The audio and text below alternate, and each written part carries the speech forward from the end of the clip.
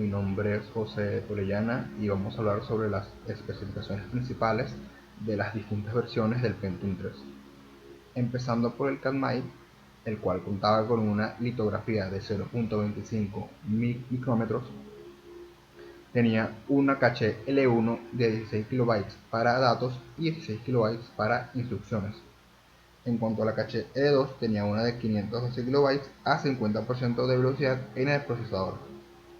Su conjunto de instrucciones era de 32 bits, pero contaba con extensiones de instrucciones basadas en el SIMD o instrucción simple datos múltiples, las cuales eran el MMX, que fue lanzado en 1996 por Intel, y el SSE, que fue lanzado específicamente para esta línea de procesadores. En cuanto al zócalo, contaba con el zócalo conocido como Slot 1 o también como el SC242. En cuanto a voltaje, tenía un voltaje de 2.0 voltios, pero si trabajaba a su frecuencia máxima, que era de 600 MHz, ese voltaje subía a 2.05 voltios. En cuanto a velocidad de reloj, iba de 450 MHz a 600 MHz, dependiendo de si se contaba o bien con el bus frontal de 100 MHz, que en ese caso trabajaba desde 450 a 500, 550 y por último 600 MHz, o si se contaba con un bus frontal de 133 MHz, trabajaba desde 533 MHz hasta 600. Pasando ahora al Coppermine, tenía una litografía de 0.18 micrómetros y al igual que el Katmai, tenía una caché L1 de 16 más 16, una caché L2 de 256 KB a velocidad total, y también contaba con la extensión de instrucciones MMX y SS2. El Coppermine trabajaba con dos zócalos, el slot 1 y también el socket 370. En cuanto al bus frontal, también contaba con el de 100 y el de 133 MHz, pero trabajaba por un voltaje que iba desde los 1.6 voltios hasta el 1.75 voltios. Su velocidad de reloj iba desde 500 a los 1133 MHz, dependiendo del bus frontal que tuviese.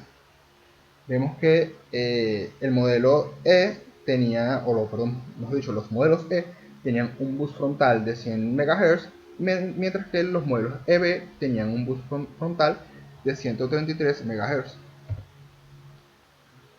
El Coppermine T era bastante parecido al Coppermine, tenía básicamente las mismas especificaciones que los dos anteriores, con la diferencia de que solo contaba con un bus frontal de 133 MHz y su voltaje era de 1.75 voltios.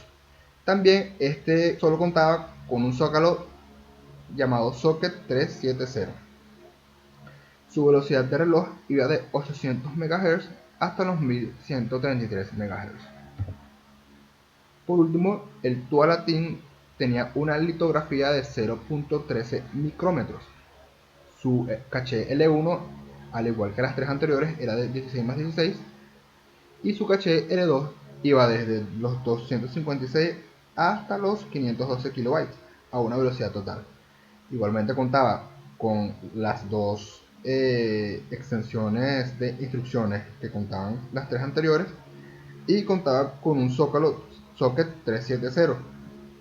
Contaba con un único bus total de 133 MHz y trabajaba con voltaje de 1.5 voltios a 1.475 voltios.